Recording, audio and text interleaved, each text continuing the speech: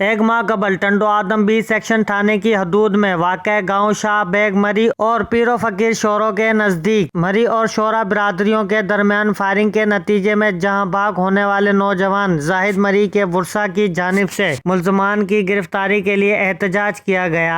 एहतजाज की क़यादत मरी इत्तेहाद सिंध के सदर अनवर अली मरी, मिर्जा खान मरी, महबूब खान मरी ने की। एहतजाज के बाइस एम.ए. जिना रोड ब्लॉक हो गया और ट्रैफिक मुअत्तल रही। इस मौके पर रईस अनवर खान मरी, रईस मिर्जा खान मरी और महबूब खान मरी ने कहा कि पीपल्स पार्टी तहसील टंडो आदम के सदर हाजी जावेद शोरो और दीगर को पुलिस अभी तक गिरफ्तार नहीं कर रही है। उन्होंने कहा कि शहीद जाहिद मरी के कातिल अभी तक आज़ाद घूम रहे हैं। आज का एहतजाज शहीद जाहिद मरी जो गुज़िश्ता माह अपने गांव में खेती बाड़ी कर रहा था, मासूम मजदूरी कर रहा था, वहां के मकामी ज़मींदार ने तैश पे आकर उसको गोली मार दी और वो शहीद हो गया।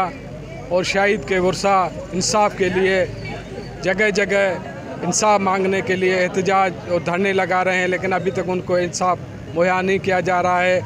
उनके पास एफआईआर कटी हुई है, उसके बावजूद उनको गिरफ्तार नहीं किया जा रहा है। गुज़िश्ता 2 दिसंबर को उनकी ज़मानत मनसूख हो चुकी है, लेकिन फिर भी जो है ना उनको पुलिस गिरफ्तार करने के लिए तैयार नहीं है।